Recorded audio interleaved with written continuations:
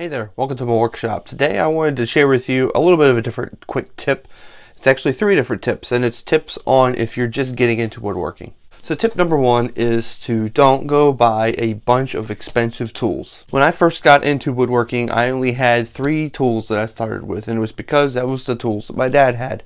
And by only using those 3 tools, I was able to do a lot of different things, and I kind of learned on how to do different things with tools that maybe weren't necessarily built to do that particular thing.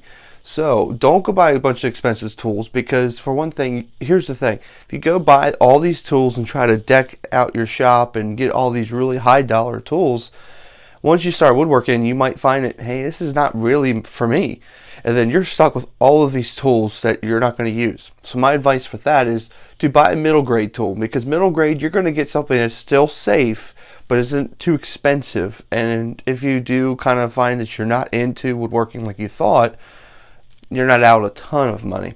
Now, you could even go to the option of going to flea markets and yard sales, trying to get some good tools through that, but you're going to have to be very mindful on what you'll get, because some of those tools may not be very safe, because the age of them, they didn't have a lot of safety precautions in place with a lot of these tools, especially some of the older table saws and miter saws.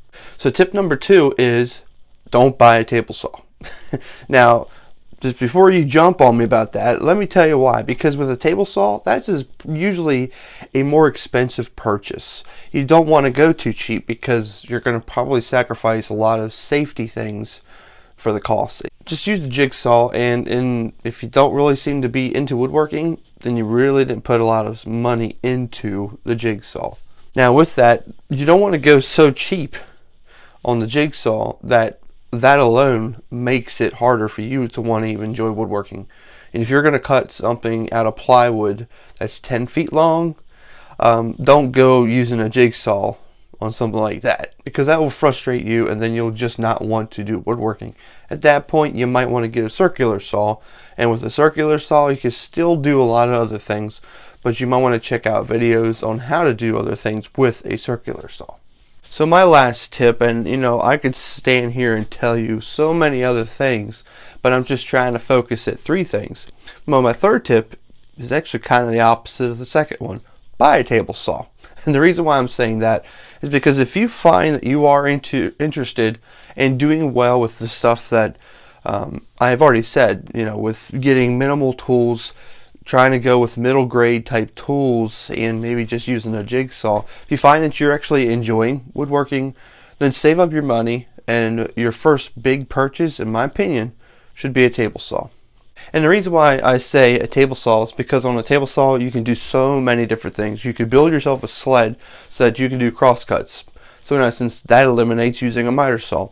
And in fact, if you're going to make a miter joint, you just make a cross-cut sled that has the miter version on it, and then you can make miter cuts. So there's so many different things you can do with the table saw. I hope those 3 tips kind of helped you out if you're looking to get into woodworking. You don't need to go decking out your shop. You don't need to really deck out a shop or have a shop. Just get a bench, start working on that with some minimal tools, and see if you really like it. See if your interest is really there. Or, maybe you were just watching a lot of YouTube videos and find that you like that, but then when you go to do it yourself, you're not so much into it. It's easier to watch the video than to actually do it. And if that's the case, you've saved yourself a lot of money.